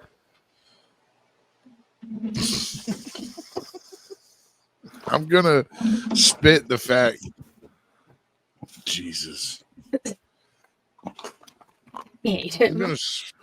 Yeah, I had a train of thought. I'm gonna spit the fact that Santana and Ortiz had a match on Rampage. Yes. That's on my notes. Is it? Yeah, we talked about it because we were watching it together. It was just, they deserve so much more, and I don't know what's happening right now. Well, I'll help you. Yes, they definitely deserve better. Like, this was a actual blood feud based off of actual hatred for each other. Used to be best friends and tag partners, and we ended in a street fight on Rampage. That could have been done at Full Gear. Realistically. Allison would like to know who LFI is. Roosh and Preston Vance and those people. Andrade. Oh, Andrade wasn't there. Not that I saw. Those Facciones Ingobernables. It's a CMLL faction that started in Mexico with Evil, actually, and then went to New Japan, and it became Los Facciones Ingobernables de Japón, which is the same thing, just of Japan. Yeah, and now LFI is in AEW. I'm curious if the rest of LFI showed up, though. I'm curious what Scals has to say about that. The only thing I saw, I did because I was curious, so I went on Twitter. It was Jose the Assistant, Roosh, and Preston Vance. Nice. Okay. Maybe someone else, but I don't remember. The mask guy that used to be Sin Cara. Yeah. Mystico. Mystico. No, not you. Oh, Andrade Flair is also in LFI. Yeah, but he's doing other stuff. I mean, Shotzi did wardrobe changes, so I thought Swalloween Havoc. No, this is the Matt. This is Matt. This is not the Rack as Jason with his shirt off. Jason just has hair now. I mean, it was here. Why not? Jaxpo, spit or swallow. Murder in the back. I just went. Yeah. I want you to go again. This is my show. Oh, okay. I'm stalling the fact that Claudio Castagnoli is going to beat the shit out of Orange Cassidy Wednesday night. Boo. They're gonna. You know I hate Orange Cassidy. I know. You hate Orange Cassidy?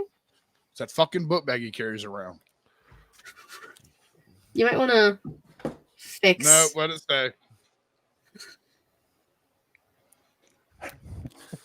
I got a whole there's something about Mary thing going on right now. It's all good. How do I look with hair, by the way? They look amazing. Pretty fucking sexy. Right. I'm glad I wasn't wearing pants already. That's all I've got to say. Yeah. I need to tame this wild mane, but you're not a fan of Orange Cassidy, really? No, okay. I'm a fan of Orange Cassidy as his in-ring work, and I love his stuff in Jakar with the Anthill or the Colony. I always call him the Anthill. That was amazing. Okay. But this whole gimmick of carrying the title around in a book bag it irritates me because titles are a prestigious win. Like you want to showcase that. You want people to know, like, proud up front, I'm a champion. He comes out and takes it out of a book bag like he just got out of off the bus. And it's a little He's irritating. a lazy boy. I mean, I really enjoyed it, and I'm a little more upset that they kind of got away from the character that he was doing. Like, I liked watching him just like randomly pop up in places like the bathroom while people were wrestling into the crowd, and just like the fact, like, I really loved the idea that this guy is such a good wrestler that he doesn't have to put in any effort until he finds someone that really makes it come out of him. And I feel like he's been wrestling with effort too much lately, that it's spoiled the fun that I was having with the gimmick. You know, I feel like they backed off the gimmick a little bit and more focused on his in-ring talent. And I kind of wish they had kept it up and had him do the hands in the pocket and everything for the full match and just be like, I'm so fucking good, I don't need to try, and I'm beating these guys. And then finally, when you get your Moxes, you get your, you know, these other guys where, okay, now I have to go. Now I got to take my hands out. Now I got to do my thing. But, Will, spit or swallow? I also had spitting the Santana and Ortiz thing down. I'm spitting nepotism Ken and RVD.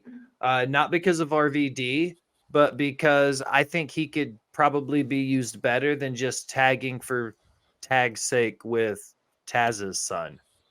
Like, I'm not a big fan of Hook. I understand he's kind of like Orange Cassidy in the I don't care.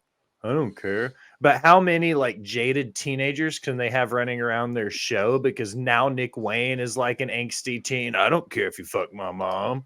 Like, they all seem to be doing the same thing. You would care if I did. I'm sure he would. I would care if he fucked his mom because I would be jealous that somebody else got it before I did. Well, Oh my god. The fact of the matter is that I think that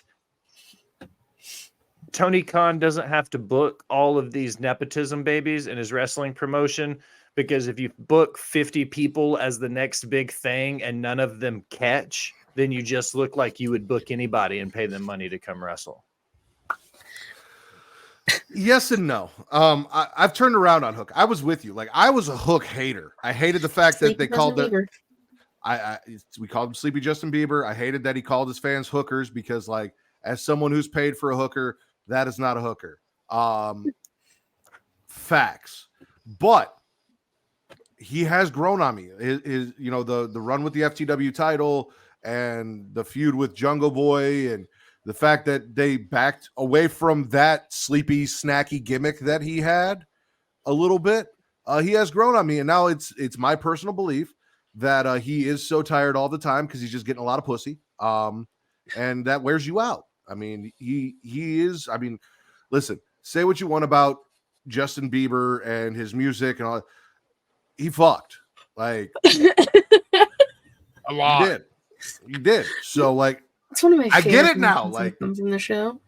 and I'm not against that. Like, listen, if I got as much sex as he did, and I don't because I'm married and I have to, you know, I choose to, I want to, I love my wife. I shouldn't say I have to. I choose to and want to stay faithful. Then I'd be that fucking tired too. So I'm not opposed. That's my favorite tired to be, though. Fucking tired. Like, that's the best tired. Like, you get your best sleep if you're fucking tired. You know what I'm talking about? Like, Yes. You just get done, you fucking smoke a cigarette or hit a bowl, and then you're like, dude, I am fucking tired, Joe. Like, that's the absolute best sleep. That's the reason why. That's the other reason why we didn't do the show tomorrow, is because I'm hoping to be fucking tired by the end of the night. Bada bing, bada boom. Katie, spit or swallow? I don't know how I come after that. Okay, I'm gonna swallow the Fatal 4-Way Women's match on Rampage. We got Willow, Sky Blue, Anna Jay, Abaddon, who obviously won the match. But before the match, Chris Statlander kind of like had Willow and Sky, and they were like, listen, Sky Blue, you're fucking different, dude. Like, ever since you got misted in the face, you're a little fucking crazy. And Willow's like, I feel it too, but like, it's hard to fight that, but you just gotta do it. And Sky Blue's like, I'm fine. And I like that they're showing the different dynamic of it. True. They're showing that Sky Blue has been fully, almost, like, immersed and affected by the mist. And Willow is, like, dipping into it here and there, but fully fighting it as best she can. I like that it's not just, like, boom, you're affected by the mist, House of Black.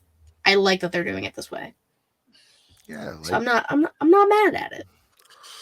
sometimes you have to fight off those base urges and not give in. And some people don't have the strength to do so and just have to give in. So it's nice to showcase the duality of that kind of strength. And I support giving in to the House of Black. Well, Don't fight it. Don't fight it. never fight giving in the House of Black. Don't Spread fight your it. legs and let them in. Yeah. Oh, you're gonna not work. My Face ID is not gonna work because I got a fucking wig on. That's dumb. I got a gargle. Okay. I've said this before, and I will say it again, and I will say it until Survivor Series. I love the idea of having GMs and doing a hard brand split and all of that, and really setting up to a brand split Survivor Series where there is competition between Adam Pearce's show and Nick Aldis' show. I just don't like it for this Survivor Series. I don't think we have enough time with everything we've already done this year since the draft to really establish a hard brand split. I don't think we're doing that in the story. So Nick Aldis showing up to smooth things over with Adam Pearce having his issues, asking him to stay, but then when he sees him talking to his wrestlers, getting pissed, and Aldis like leaving on his own accord because he feels like he's poaching talent, which like they just show up on your fucking show anyway. So like, what's the big deal? I'm not feeling it. Like, give us another year to get there. Do a hard brand split. Let's go through a draft with the GMs, and then we can get to brand versus brand. Don't do it at Survivor Series, please. I want like a cutthroat draft between the two of them. Oh yeah. Like, I want them to have to fight it out for like the last draft pick. Like, I want a Nick Aldis Adam Pearce match to obtain the last draft pick next year. I think it'd be amazing. I'm all for it. I know Triple H is listening. I got you. Jack's Bo, spit or swallow. I'm going to be honest. I've kind of run out of things to spit or swallow this week in wrestling. Does it have to be this week in wrestling, or could it be in general? I mean, if it happened within the last week, yes. Or if it's something coming up you're excited for, yes. Oh, something coming up, yeah. Then I'm swallowing the fact that Shane Taylor and Keith Lee are going to get in the ring together and beat the shit out of each other. There we go. Because they have history from Ring of Honor when they were Shane Taylor Productions. Keith Lee kind of left Shane Taylor hanging. And went The Pretty to Boy NXT. Killers, man. Yeah. Keith Lee did leave Shane Taylor hanging. Are they pretty boys who are killers, or do they kill pretty boys? Because Pretty Deadly better watch out. Who are killers. Okay. Pretty Boy Killers. They were Well, awesome. listen, it could go both ways. Like Katie, I need a definition. I mean, I am vaguely familiar with Shane Taylor Productions. I've always said this, like, stuff that happens outside of what I watch, thanks to Twitter and other things. Like, I am vaguely familiar of their existence and what happens, but I have not really gotten into or seen Shane Taylor, so I don't know what to expect from him. I love Keith Lee. I feel like he is highly underutilized in AEW and could be doing so much more. He is so entertaining, so good. So hopefully this sparks something, this does something. Also, look at Tony Khan booking two black guys in one match. It's rare. Yeah. Will, spit or swallow, unless anyone else wants to talk about Keith Lee, Shane Taylor. No, I like Keith Lee and Shane Taylor. I'm happy for it. Pretty Boy Killers for the win. Okay, I'm gonna spit Tony Khan waiting to the last minute to book Collision and Dynamite, because more specifically, Collision, he's taking independent talent away from bookings where they're being promoted at shows, and then he's booking Collision last minute and he's flying people in. It happened with MEW. It's Jax. What was the one down there by you with Stunt? It happened with USWA this week. With It's Stunt actually Marshall? affecting my promotion at home. Yeah. Yeah, so it's happened a few times where Tony Khan has booked his show last minute and he's calling up indie talent to work. And I'm all about indie talent getting the rub, get the call up, come in, work the show. I'm absolutely for it.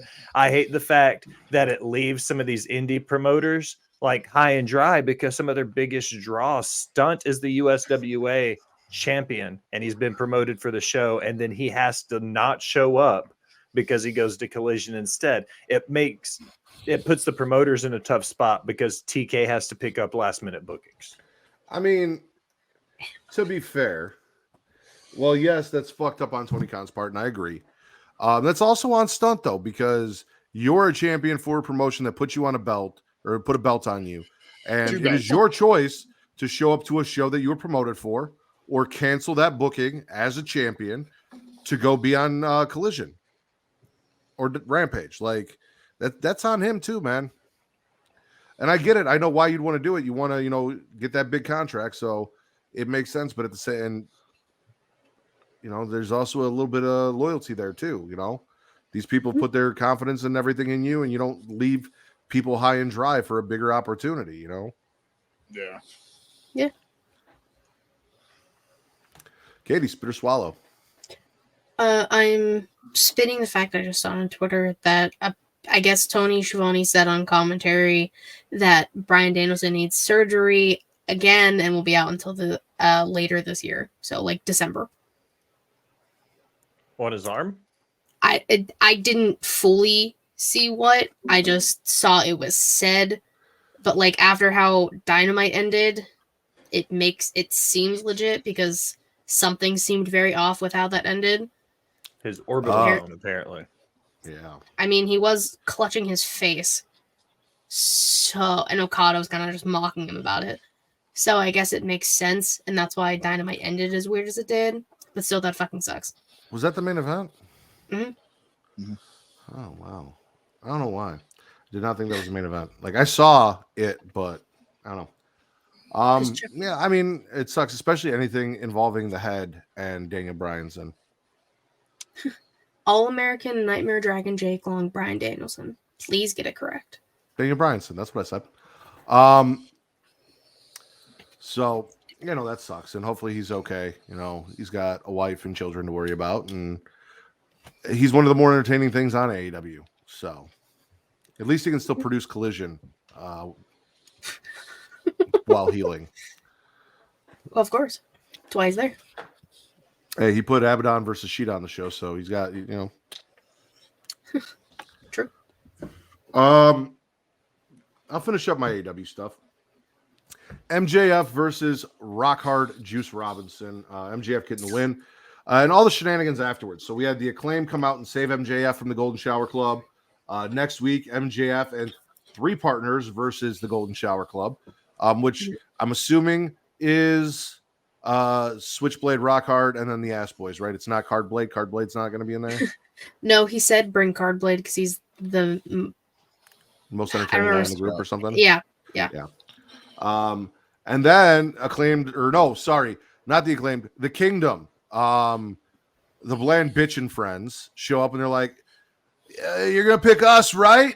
Right, Max?" And like, first off, you're in a fucking wheelchair and a neck brace. Nobody is going to put you in a fucking match.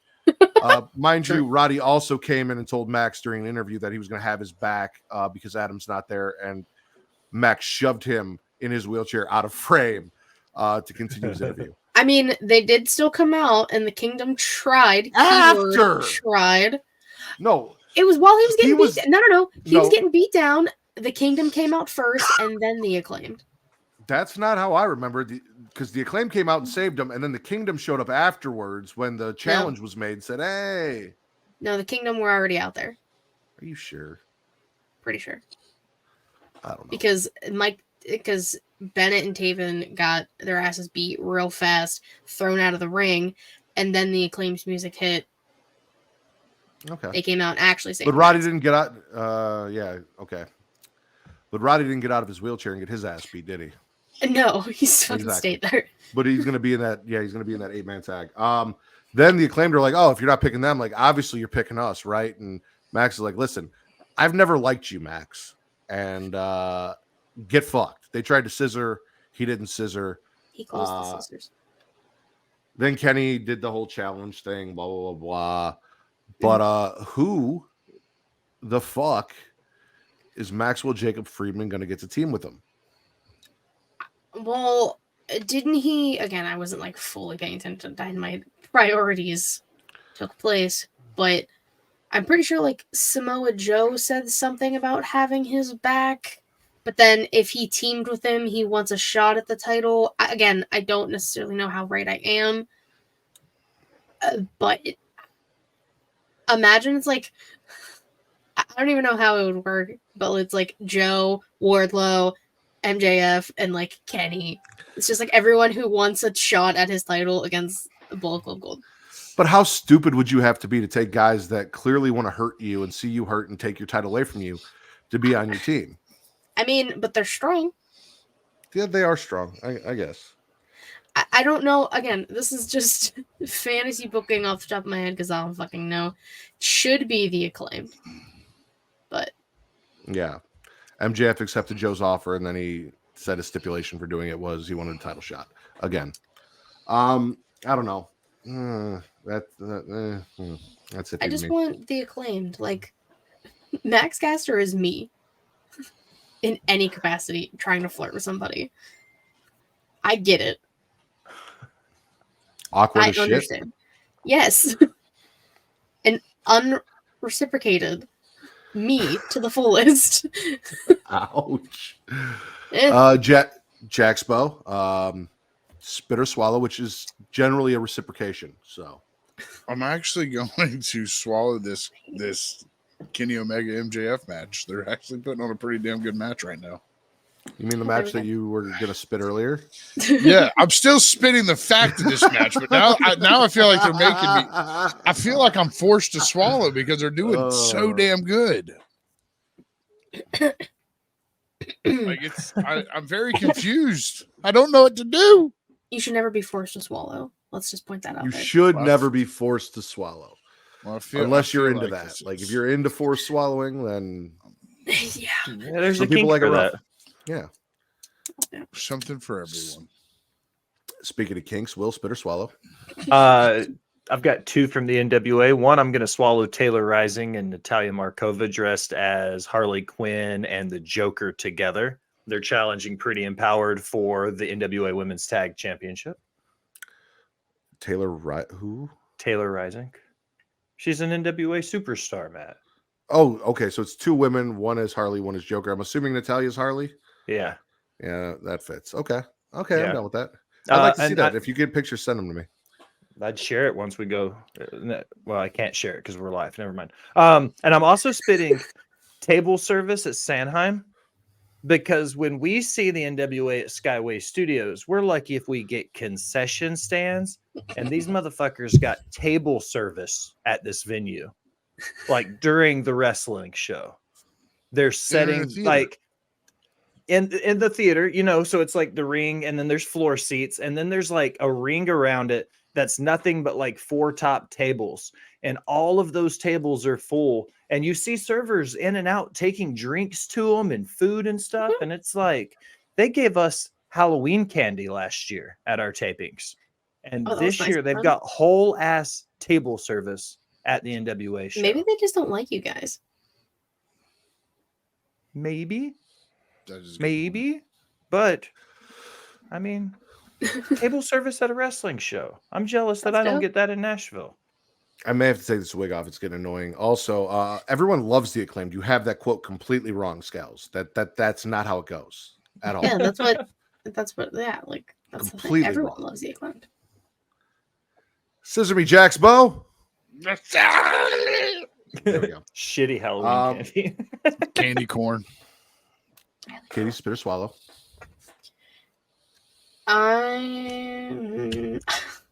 I'm gonna swallow Swerve Strickland breaking into Hangman's house because who doesn't love a good like invasion angle? Am I right? And he's just talking to Hangman's kid, who's the quietest baby ever, and just puts the like one of his shirts just like in the crib. That's just like sinister shit. Like that's Triple H breaking into Randy Orton's house vibes, or like Seth breaking into Edge's house. I think it's fucking hysterical. To answer your question, Allison does not like NXT on WWE main roster, and Allison does not like home invasion angles. That's fair. Those are her two pet peeves. That is very fair. You have to unmute yourself when you want to comment. Twice tonight I had a funny one-liner. Now it won't deliver right.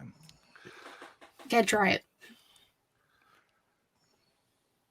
No. God damn it, Will. No. I'm with you though. I've enjoyed most of the home invasion angles that we've done, especially Bray Wyatt with the Miz and the Miz's kid. True. You know, anytime someone goes and beats up somebody's dad in their house is fun. The only one I didn't really enjoy was Edge, when Edge was like, or no, they went into Edge's house. Who went into Edge's house? Seth. Seth went into Edge's house and like put his feet up on his all that when they weren't home. That one didn't really hit for me, but in general, I enjoy home invasion angles. You got Stone Cold and Brian Pillman. Brian's got a gun. Brian's got a gun. No, that's not correct. I think the NXT titles need to be on the NXT talent, and they are. Lyra Valkyria, new NXT Women's Champion. Everyone except Dominic, but Dominic's a little bitch, so it doesn't really matter. True. Facts. All right. Oh, fuck. Oh, Listen, ladies and gentlemen, there's only one person that can deliver the next swallow, and that is the Rack. This is coming from the SmackDown. LA Knight Roman Reigns contract signing. Now, listen, there was a lot of innuendo in this about how Roman has to be gentle with LA Knight because it is his first time, and the Rack understands when you are popping someone's cherry that sometimes you need to be gentle. Like, they may not be able to handle it. LA is then talking dirty back to Roman Reigns, which gets him all worked up. He loses his cool. Roman takes his time getting wood. So this allows LA Knight to get on top, but then Jay interrupts and ends up taking that wood himself. Jimmy shows up talking about hot routes and audibles and shit. I have no idea what that was about. Roman says Jimmy needs to take LA out tonight on a date. And Jimmy's like, listen, I'm on injured reserve and I don't have the money to do that. So Roman says, all right, Paul, make it so. And Paul makes it so because that's what Paul does. Jimmy ends up losing LA Knight. Roman misses Knight as he is trying to give him the most aggressive hug the Rack has ever seen. Catches turnbuckle and a BFD, a big fucking dick. That is the name of his finisher, correct? The BFD? No. Yes, sir. You're right, Rack. Yeah, BFD. It checks out. Big fucking dick. Big fucking dick. Katie, bestie, do you not agree? No, I do not agree, bestie. Majority rule, sir. Listen, Scout, that is not how the Rack heard it. I heard BFD, and from my understanding, as the greatest commentator to ever exist on the Pornhub, BFD stands for big fucking dicks.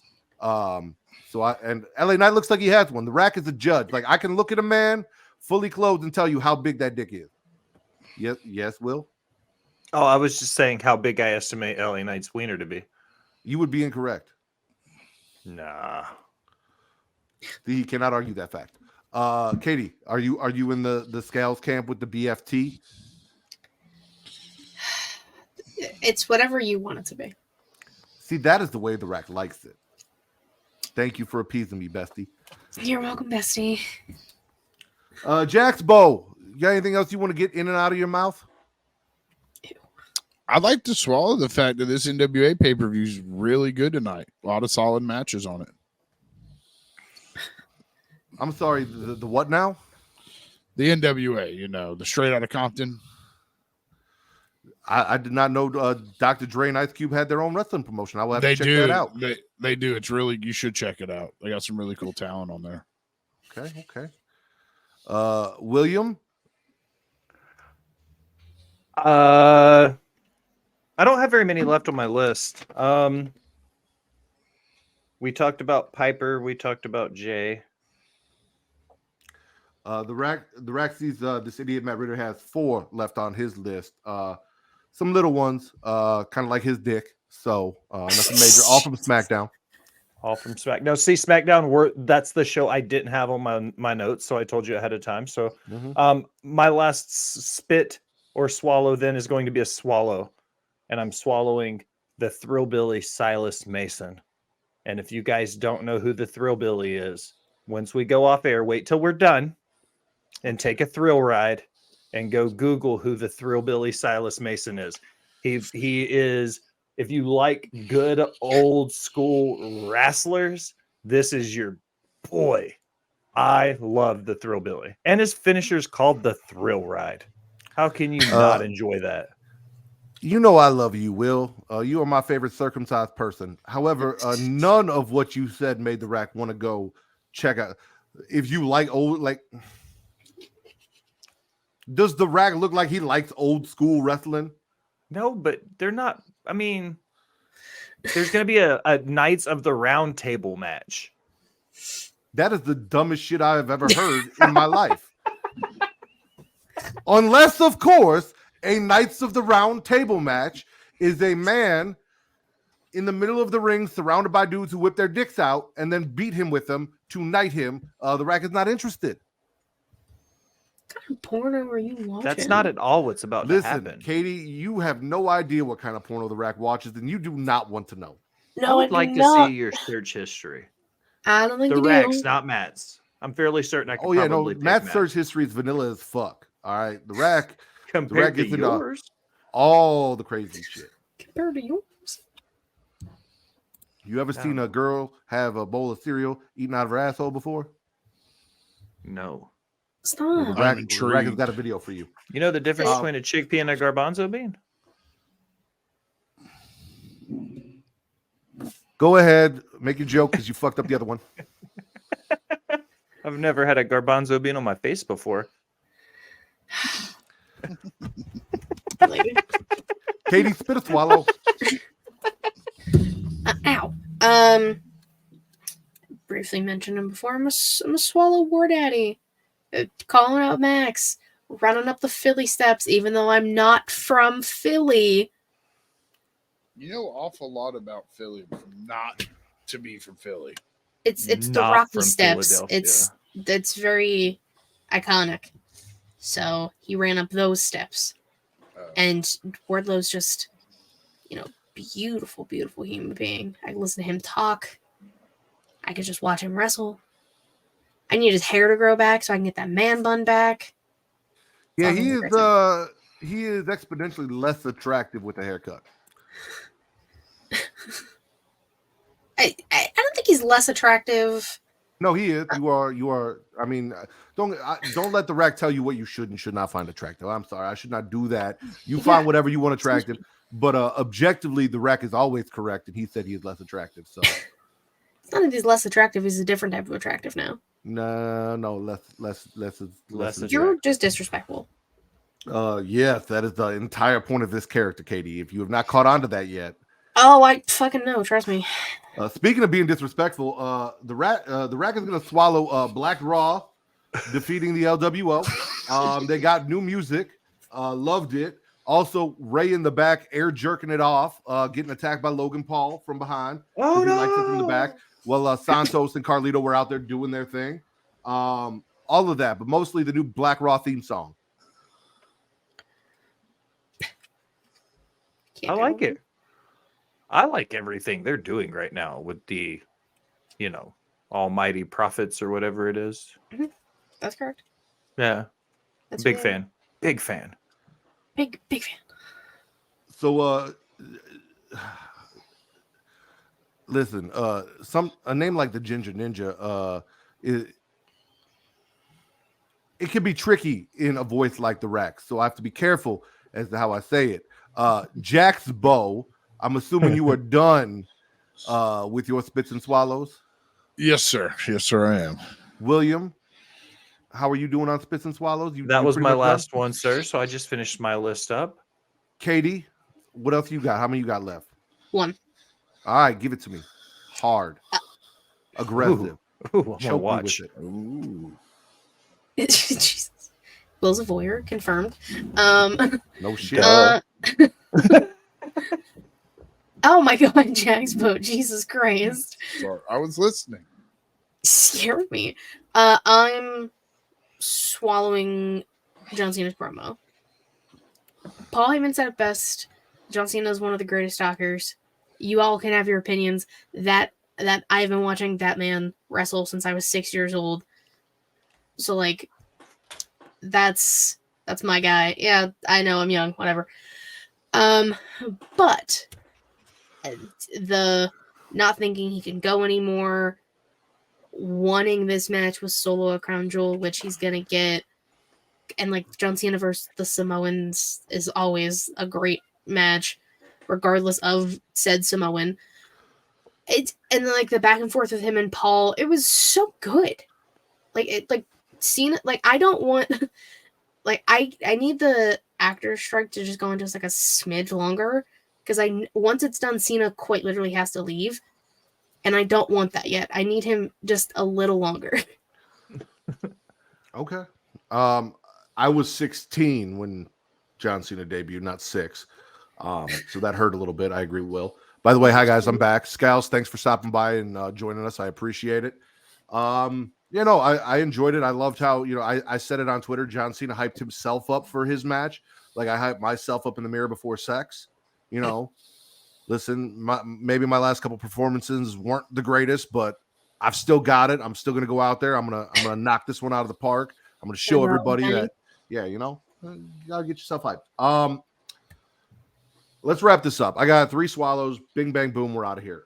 First and foremost, Kevin Owens punches Grayson Waller and Austin Theory with one punch at the same time. They bet him he couldn't do it, and he did it. He did. And I love watching Grayson Waller and Austin Theory get punched. Sure. I'm also swallowing Bianca Belair being back on SmackDown, wanting to make Damage Control pay. She's got a rematch against Io at Crown Jewel, and she says she's going to run a train on Damage Control, starting with Bayley and ending with Io. Love there's Bianca. only 2 people in the train because Dakota's injured still. So you can still run a train on an injured woman, Kate. KD. That's what I said. No, you didn't. I mumbled it, but I said Katie. No, you didn't. Yes. Kate from Philly. And then last but not least, my alter ego?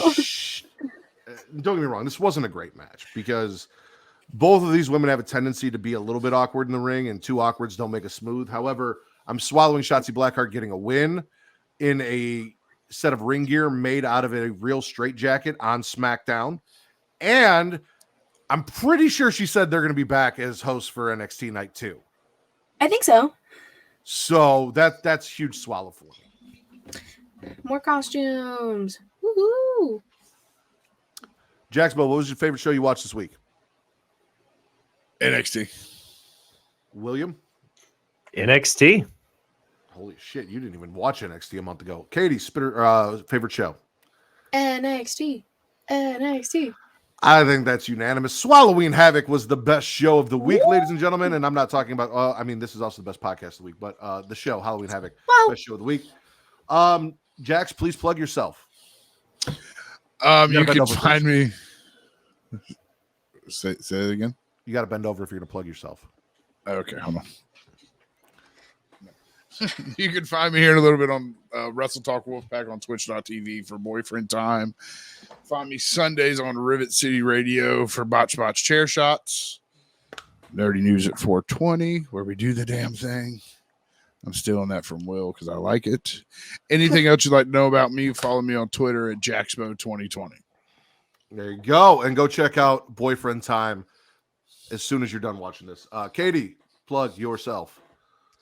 You can follow me on Twitter at KatieReston13, the link I'm about to go, things Sheila Showcase, twitch.tv/Sheila Showcase, and youtube.com/Sheila Showcase, typically Thursday, 6 p.m. Eastern. We just did our Spooky Showcase Year 3. If you want to go check that out, it was a great time. We planned next year's Spooky Showcase because it's going to be on Halloween. Very excited. Patreon.com/Sheila Showcase. Matt and I did a podcast talking about ghosts and spooky movies, and Matt may or may not have fucked a ghost. You'll have to find out and pay $3. You'll see the whole conversation happen live. Kind of. You got to pay more if you want to watch me fuck a ghost. Just to be clear. That's 100% true. But yeah, you can check all that stuff out. Thanks.